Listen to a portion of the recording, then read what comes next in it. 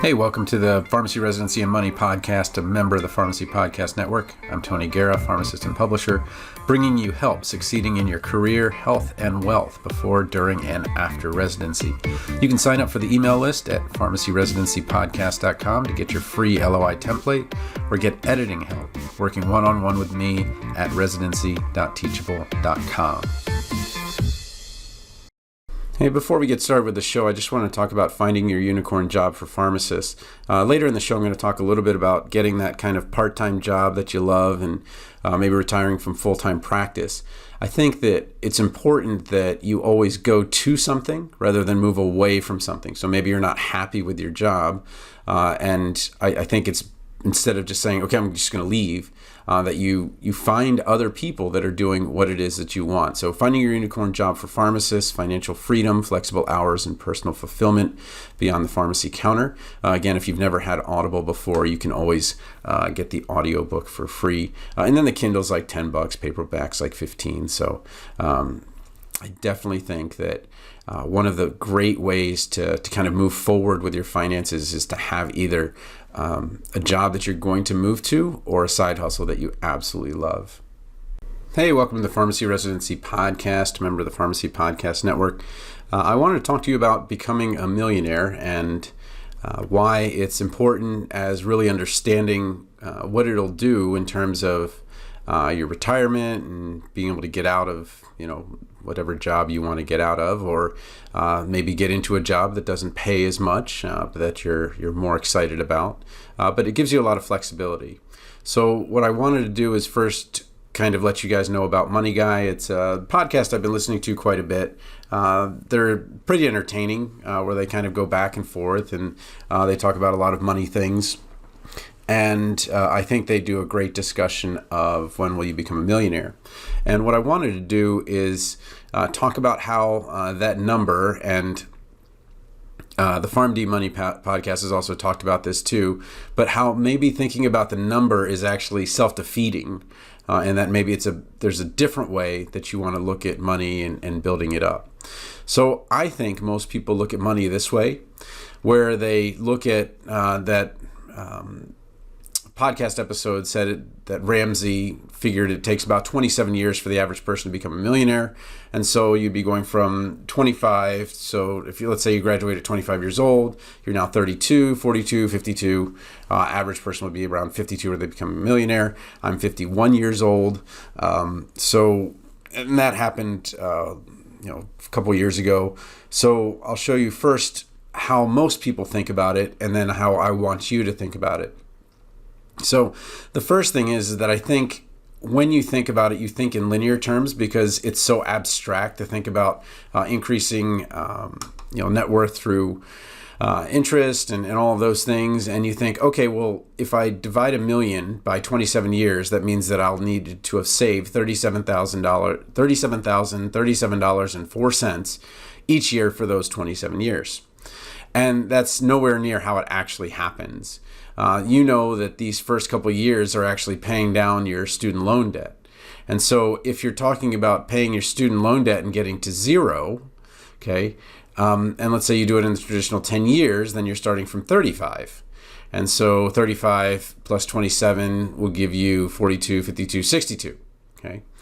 And I think that becomes really defeating to think about it that way and like, okay, well, my net worth isn't even zero yet. And I've talked about how, what average net worth is and things like that. What I want to do is give you a different way to think about it. What I want you to do is instead of thinking about it through net worth and $1 million, I want you to think about it through cash flow. So here's the 4% rule and why the $1 million is one, not enough, and two, I think a defeating way to think about it. So it would have been nice if I could have gone back to my former self, and especially if I could have talked to myself in my teens and 20s and taken advantage of compound interest over a long period of time. But I can't do that. I'm 51. I'm way, way past that.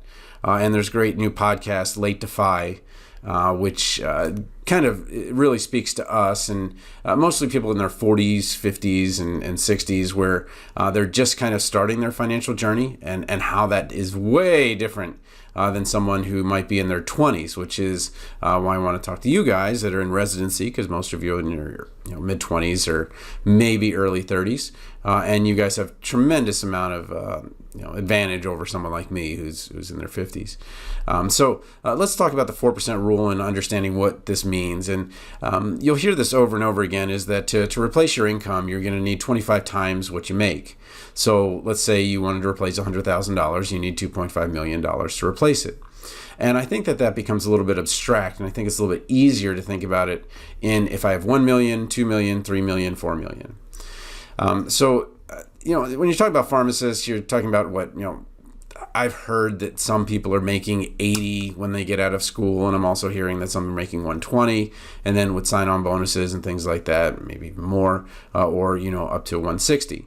And so the idea is, how do we replace that income?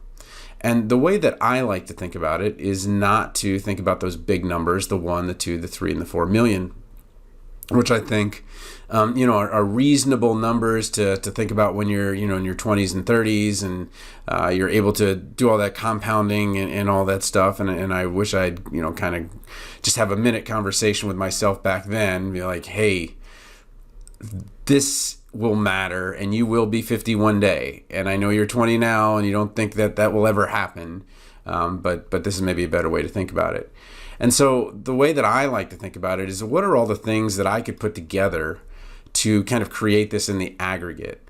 So instead of creating $1 million or 2 million or 3 million or 4 million, which I have, it's not that I don't have the million or whatever. It's just that, $1 million only gets you 40,000. And the other piece of that is that I don't feel comfortable, at least as a maybe pharmacist, or the way that I think, I don't feel comfortable with taking away.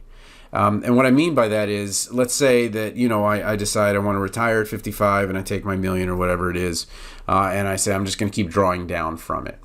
And so I'm drawing down 40,000 the first year, and now I'm down to 960. And I wouldn't actually be down to 960 because the interest would bring it closer up to, maybe back to $1 million if, I make 4% on it. Because so I take 40,000 away, I make 4% of my million, and then I'm back to $1 million. Now, we've learned quite a bit about inflation recently, and how, that 40,000 becomes less and less and less each year. And so that makes me very uncomfortable to say, okay, my plan is to get this big number and then just keep taking away and draw down from it.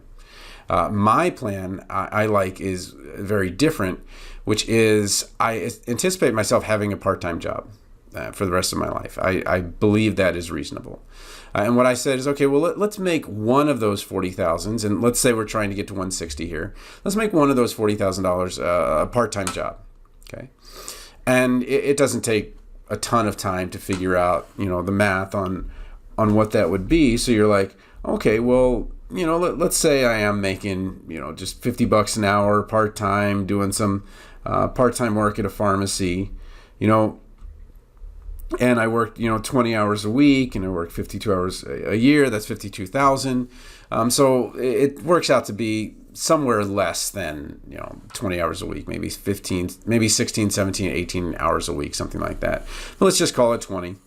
And so, we're making 40,000 from our part-time job. And so what this also allows us to do is take other jobs that are not pharmacy jobs. We don't have to make $50 an hour. We can make much less. Or instead of a part-time job, you have a full-time flexible job that's in a completely different industry, where maybe you're making only $20 an hour. Okay. I have a book business where, I do quite a bit of publishing, and I have a lot of audio books, and maybe I'm one of the few people in the country that makes more from Amazon and Audible than we spend. But let's say that, the book business continues. I continue to write good books, and I'm still making about $40,000 a year, which it's probably a little bit more than that. But since Amazon or Audible took away the bounties in the way that they had it, let's say I'm making $40,000 a year with my book business, or whatever business you have. And then now I have, I'm just about to pay off a mortgage on my second rental house. So I'm 13, let's say I keep around a little more than $1,000 a month. with each rental house. And so what I'm trying to get to is another $40,000, okay, with 3 rental houses. So, and it gets a lot easier. Once you pay off the first one, then you've got the cash from that one to help pay off the second one. Then you get the second one that's going to help pay off the third one. And then so that's another $40,000. And so through a part-time job, a book business, and 3 rental houses, I can replace that $120,000. Okay, and I don't need to think in terms of 3 million. I can just think in terms of the cash flow that's coming from these different things. If I turn 55, in less than 4 years, if I took the money then, I would get $20,400. And so I could replace another half of one of those $40,000. And then Social Security, $2641, if I took it at 62, I would have around $31,000 or something like that each year. And so those are a little bit in the future. Altogether, $14,340 a month. And so that's what I really think that this is a much better way to look at it. And a much better way to replace your income instead of thinking, I have to get to 4 million. That's my number. I think it's better to start thinking about what are the pieces that you could put together to solve this financial puzzle. This has been the Pharmacy Residency and Money Podcast, a member of the Pharmacy Podcast Network. You might want to check out our available residency audiobooks at pharmacyresidencypodcast.com/books, or you can get your first book free if you've never been on Audible before. You can work one-on-one with me to get a better residency that will better suit your career, health, and wealth at residency.teachable.com. Feel free to send an invite to Tony PharmD on LinkedIn or email me at tonythepharmacist@gmail.com. Music was by Policy.